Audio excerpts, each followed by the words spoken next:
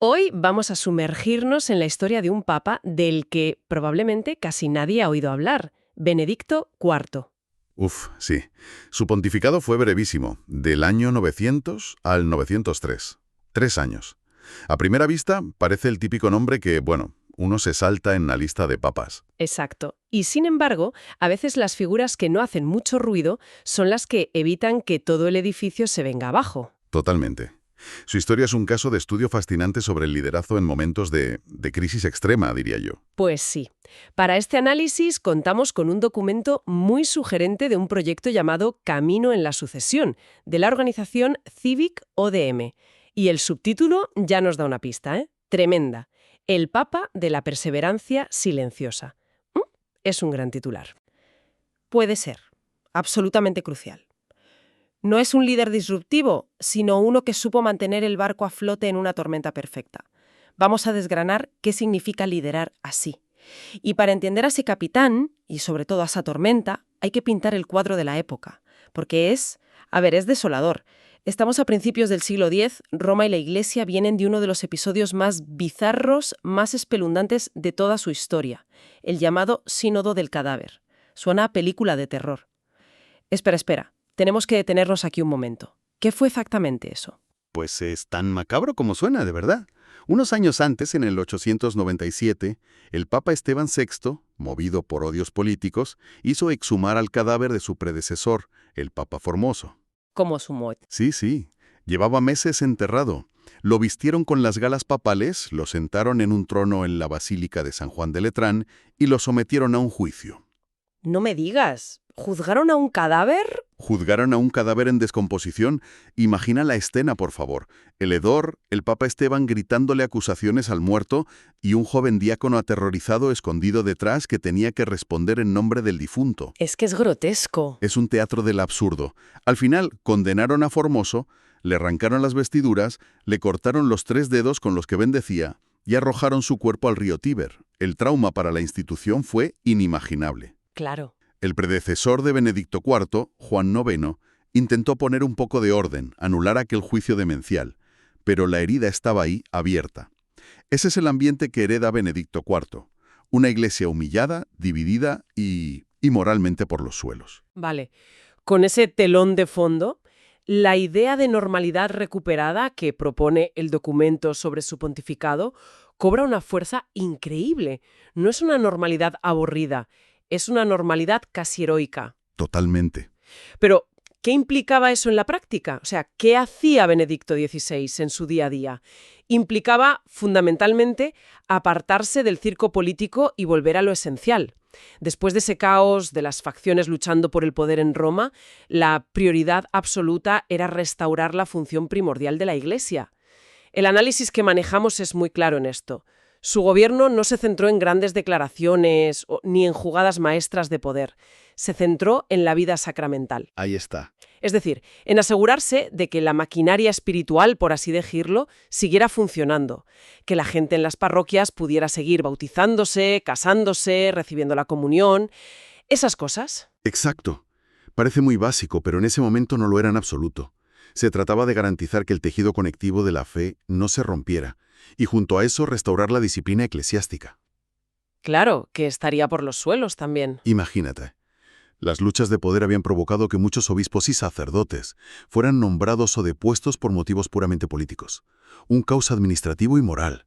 Benedicto V se dedicó a poner orden en esa casa, a confirmar nombramientos legítimos, a restaurar obispos expulsados injustamente.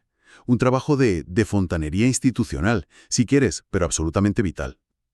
Pero me pregunto si esa estrategia de volver a lo básico no podría interpretarse también como una falta de ambición, como, una opción de bajo riesgo, de simplemente no hacer olas en lugar de un liderazgo valiente, ¿no? Es una pregunta muy pertinente, y creo que la clave está en el diagnóstico que él hace del momento. La fuente lo describe como custodiar la fe en tiempos de fragilidad. No se trataba de falta de ambición, sino de una elección consciente de la herramienta adecuada para la enfermedad. Entiendo. La institución no necesitaba una nueva cirugía mayor. Necesitaba reposo, cuidados intensivos y una dieta estable para sanar. En un entorno político europeo que era un caos, con el imperio de Carlomagno hecho pedazos y señores de la guerra por todas partes, la tentación de convertir al papado en otro jugador de ese tablero era inmensa. Claro, entrar en el juego del poder. Y él, en cambio, parece entender que la fuerza de la Iglesia no estaba ahí, sino en ser un pastor. Su labor fue silenciosa, casi invisible, pero fue lo que permitió que la institución no se desangrara. A primera vista eso suena a política pura y dura, ¿no? Ponerle una corona a un emperador es la máxima expresión del poder terrenal. Desde luego, es un acto con una carga política innegable. Pero la interpretación que se extrae del documento es que, paradójicamente, fue un acto para defender la esfera espiritual. Se describe como una muestra de comprensión madura del papel del papado. ¿En qué sentido? Para entenderlo, hay que saber quién era este Luis el Ciego. Era un pretendiente al trono imperial, con un poder real muy, muy limitado, casi inexistente. O sea, que no estaba coronando al hombre más poderoso de Europa, ni mucho menos, ni de lejos. Y esa es la clave. Al coronar a un emperador débil, Benedicto IV no estaba sometiéndose a un poder superior, ni intentando ganar un aliado poderoso. Lo que estaba haciendo era mucho más sutil. Estaba reafirmando una idea, la idea de que existía un orden en la cristiandad, una estructura simbólica. Exacto. Una estructura simbólica con un poder secular, el emperador, y un poder espiritual, el papa. Era un gesto para mantener vivo un ideal de orden en un mundo que se desmoronaba en el caos feudal. Entiendo. Es como si dijera, reconocemos que debe haber una autoridad civil, colaboramos con ella, pero la fuente de esa legitimidad, el acto de coronar, reside en nosotros. Esa es la idea. Esa es la idea. Es un equilibrio delicadísimo. Por un lado, colaboras con el poder civil para mantener una mínima paz social. Pero por otro, al ser tú quien otorga la corona, dejas claro que la autonomía espiritual de la Iglesia está por encima. El mensaje es, nuestros ámbitos son distintos, colaboramos, pero no nos fusionamos. Y eso es crucial.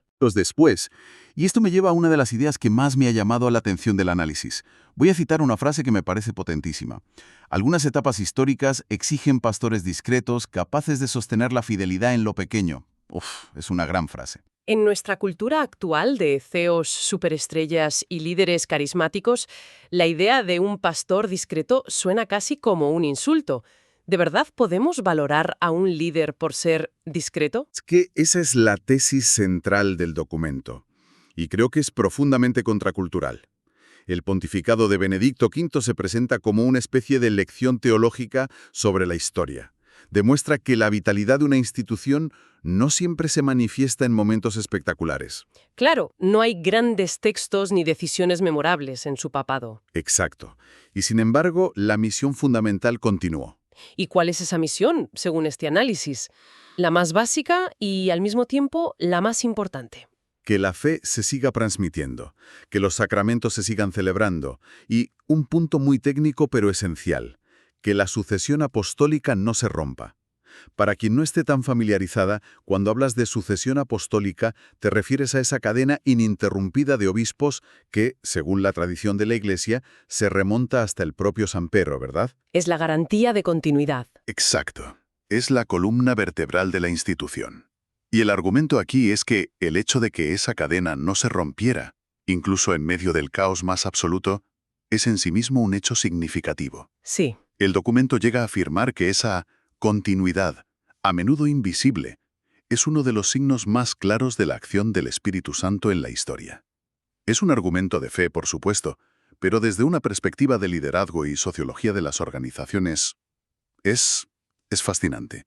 Valora la perseverancia cotidiana por encima del evento disruptivo. Es la antítesis de la mentalidad de Silicon Valley, del muévete rápido y rompe cosas. Aquí la filosofía sería más bien muévete despacio y arregla cosas. Totalmente.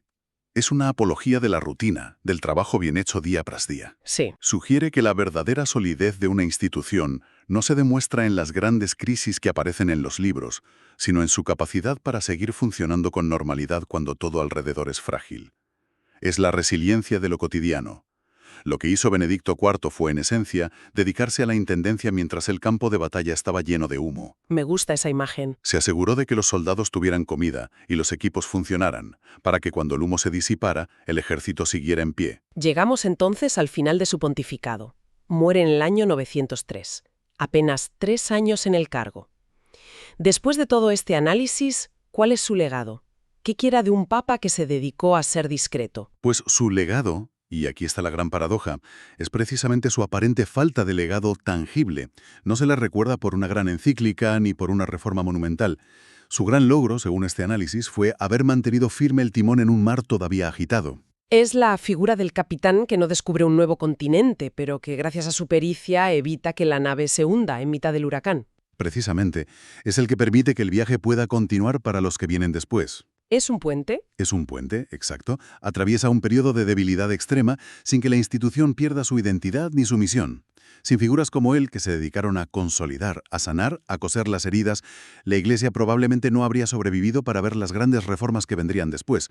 A menudo olvidamos que para que un gran reformador pueda actuar, necesita que alguien antes que él haya mantenido la casa en pie. La conclusión del texto es muy audaz. Sostiene que la santidad o la fortaleza de la Iglesia no depende de la brillantez individual de cada papa, sino de la fidelidad perseverante al Evangelio, incluso y especialmente en tiempos de aparente insignificancia histórica. Es una afirmación que le quita el foco al individuo y lo pone en el propósito. Desvincula la salud de la institución del carisma o la genialidad de su líder de turno. La solidez sugiere reside en algo mucho más profundo y constante, la fidelidad a una misión que trasciende a las personas. El líder no es la estrella. Es el servidor de esa misión, y a veces el mejor servicio es pasar desapercibido. Entonces, si tuviéramos que resumir todo lo que hemos explorado, nos encontramos con la historia de un papa cuyo principal éxito fue deliberadamente no ser protagonista. Fue un custodio, un guardián, un estabilizador. Y nos deja un recordatorio muy potente.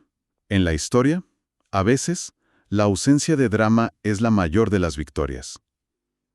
La idea central que se desprende de todo esto es el valor de la constancia frente a la genialidad. Desafía esa narrativa que tanto nos gusta, la del héroe solitario, la figura disruptiva que lo cambia todo. Este análisis nos dice que esa no es toda la historia, que a veces el liderazgo más eficaz, el más necesario, es el que proporciona estabilidad. El que permite a una organización sanar sus heridas y simplemente perdurar. Exacto.